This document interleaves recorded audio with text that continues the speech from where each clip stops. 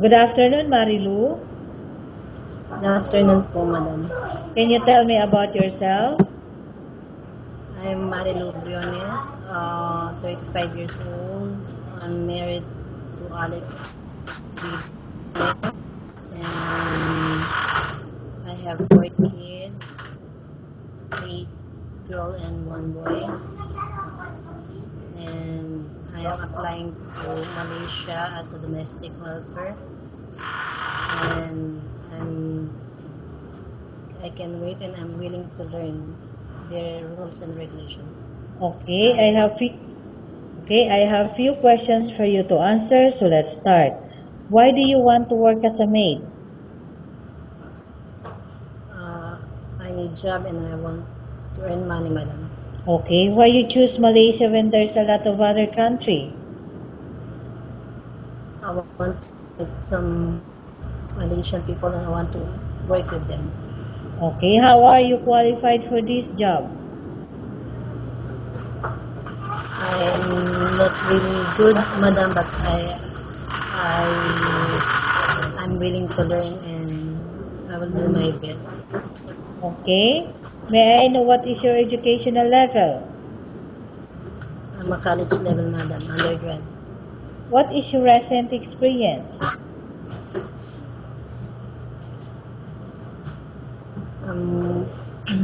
I worked before in Abu Dhabi, madam, As what?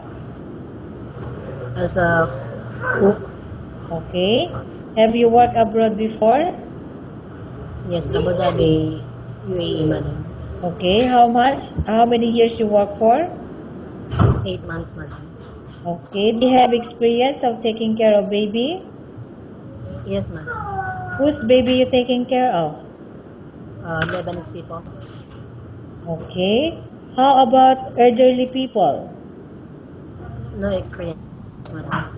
Are you willing to take care of an elderly people? Yes, madam. Do you have any other special skills? Cooking, madam. Okay, are you willing to learn new skills? Yes, madam. Are you willing to work with a family where the mother-in-law or any relatives stay together? Yes, madam. Currently, are you still working now? No, madam. Do you know how to cook? Yes, madam. What sort of food can you cook? Philippine food, Western food, and Arabic food. Okay, are you aware that you will have to do washing, cleaning, ironing, and cooking? Yes, madam. From all the house chores, which do you like most? CR, toilet. Okay, if ever you were selected to work in Malaysia, who will take care of your kids? My father and their father, madam.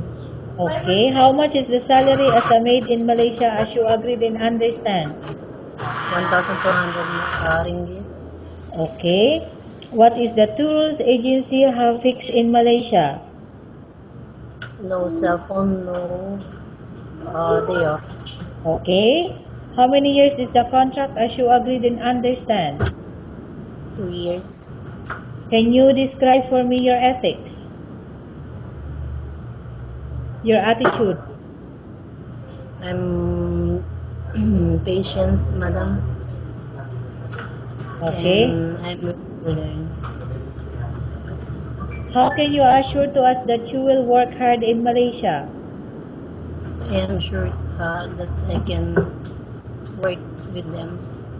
Okay. Can you promise not to use the telephone without the permission of your employer? Yes, madam.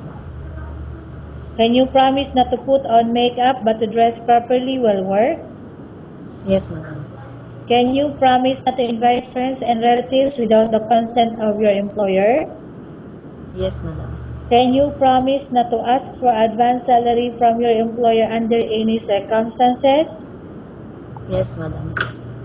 Do you really understand of the rules and regulations of the agency? Yes, madam.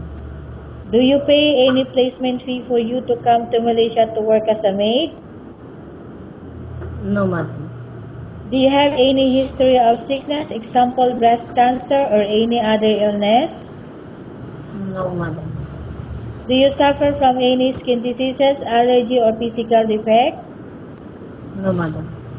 Have you suffered from any serious illness? No, madam. Have you undergone any operation? Cesarean, madam. Okay. Are you medically fit? Yes, madam. Are you on any medication? No, madam. Are you allergic with any food? No, madam. Okay, Marilu, we have finished our question section. Let's go to case study. I have 2 case studies for you and I want you to answer me truthfully, okay? Yes, madam. Okay, number 1. Upon arrival in Malaysia within 6 months, if ever any of your family members passed away, what will you do? Will you continue to work till finish your contract or you will go back? If ever I can ask my employer if they let me go back to Philippines, I will ask them. But if not, madam, I will stay. Okay, number 2. Once you reach Malaysia, let's say if you don't like to work and you want to go back, you have to bear the entire damages and the losses. Are you agreeing for that? Yes, madam. Okay, Marilu, what do you want to tell the employer watching your video right now?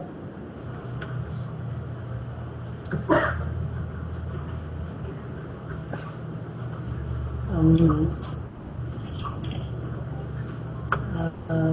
if ever they watching me, madam, I'm asking to get me as their employee, and I'm willing to work with them, willing to obey them, willing to learn of their teaching how to work in their house with them, madam. Okay, thank you very much, Marilu. We will update to your agency if there's any selection made by the employer.